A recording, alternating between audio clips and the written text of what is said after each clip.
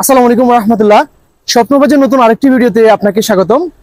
আমি এখন চলে আসলাম মেঘালয়ের কাংচরি ফলসে। এটা হচ্ছে এখানের জন্য মেঘালয়ের বিখ্যাত একটি ঝর্ণা। তবে এখানে এই একটা না, দুটো ঝর্ণা আছে। এখানে একটা ঝর্ণা, এখানে একটা ঝর্ণা। আমি যেখানে আছি এটা হচ্ছে পাহাড়ের একবারে উপর প্রান্তে আছি, কিন্তু এখানে প্রায় অনেকক্ষণ পর্যন্ত অপেক্ষা করতেছি যে অনুমতি দেওয়ার জন্য। যদি অনুমতি দেয় তাহলে আমরা ঝর্ণা যে নিচে আছে যে একবার নিচে নামার জন্য চেষ্টা করব। কিন্তু দুঃখের বিষয় হচ্ছে এখানে যে বিজিবি আছে, যারা এখানে দায়িত্ব আছে, তারা এখান থেকে নামতে দিচ্ছে না, এখানে নিচের দিকে যেতে দিচ্ছে না। এতটুকু পর্যন্ত এনাফ, এর বাইরে আর যেতে দেবে না। তারপরে আমরা চেষ্টা করব নিচে যাওয়ার জন্য, যদি পারি আপনাদেরকে নিচ থেকে ঝর্ণাটা দেখার জন্য সুযোগ করে দিব। বিস্তারিত দেখার জন্য সঙ্গে থাকুন। চলার পথে আসলে অনেক ঝর্ণা পড়ে, এটা হচ্ছে যাওয়ার পথে, কিন্তু এখানে আরো বড় একটা ঝর্ণা আছে। আমরা আজকে মূলত এই ঝর্ণাটা দেখবো। এই ঝর্ণাটা দেখার জন্য এই পথগুলো পাড়ি দিয়ে এখান দিয়ে ঘুরে আসে এখানে আসতে হবে।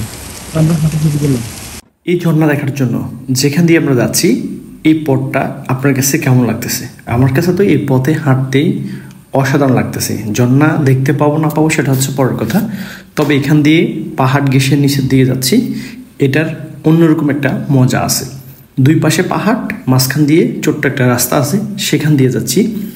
নিচে যাওয়ার জন্য চেষ্টা করতেছি, কিন্তু যাওয়ার পথে অনেক বাধা হচ্ছে আমাদের, কারণ এখানে যে ঝর্ণাটা নিষিদ্ধ করে দেওয়া হয়েছে, এখানে যাওয়ার কোনোভাবে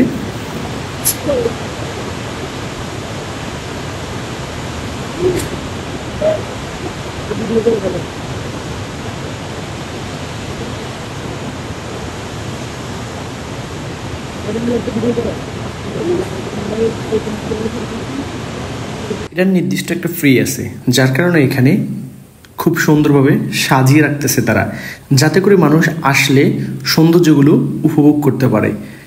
এখানকার যে ঝর্ণাগুলো আছে সবগুলো ঝর্ণার আশপাশে সবসময় তারা পরিষ্কার রাখে। মাশাআল্লাহ। অনেকের কাছে মনে হতে পারে যে এটা এআই দিয়ে তৈরি করা, আসলে না, অসম্ভব। এটা আমি স্বয়ং নিজে এখানে এসে দেখতেছি। আসলে কি আপনি এরকম ঝর্ণায় দেখতে চান অথবা এরকম ঝর্ণায় যেতে চান? কমেন্ট করে জানাবেন কেমন লাগলো আপনার কাছে এই ঝর্ণাটা। এরকম ঝর্ণায় কখনো আপনি দেখছেন কিনা? আপনারা প্রাথমিকভাবে উপর থেকে ঝর্ণাটা দেখেছেন, তবে এখন নিচ দিয়ে দেখানোর জন্য চেষ্টা করতেছি। যত নিচের দিকে যাচ্ছি ততই ঝর্ণার শব্দ শোনা যাচ্ছে। তবে যতটুকু পথ পাড়ি দিয়ে আসলাম শুধু বাধায় আর বাধায় আসলো, কিন্তু আমাদেরকে আসলে এই ঝর্ণায় যেতে পারবো বা যাওয়ার জন্য অনুমতি দিবে আমার কাছে মনে হচ্ছে না। তারপরেও চেষ্টা করতেছি, কারণ চেষ্টা করতে দোষ নাই। এই কাংচরি ফলসের নিচের দিকে যাওয়ার অনুভূতিটা একটু ডিপেন্স, মানে আপনাদেরকে বলে বুঝাতে পারবো না যে কেমন একটা। আমি বনের মধ্যে আছি, চারদিকে পাহাড় বন, কিন্তু শুংশো একটু শব্দ পাচ্ছি ঝর্ণার।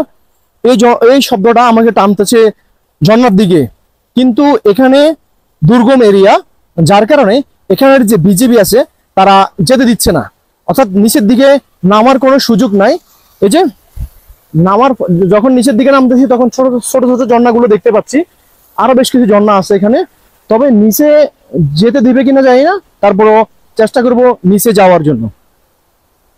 অবশেষে আমাদের চেষ্টা ব্যর্থ হলো, আমরা আবার আগের জায়গায় উপরে ফিরে আসলাম। এখান থেকে এই ঝর্ণাটা দেখবো এবং কি আপনাদেরকে দেখানোর জন্য চেষ্টা করব।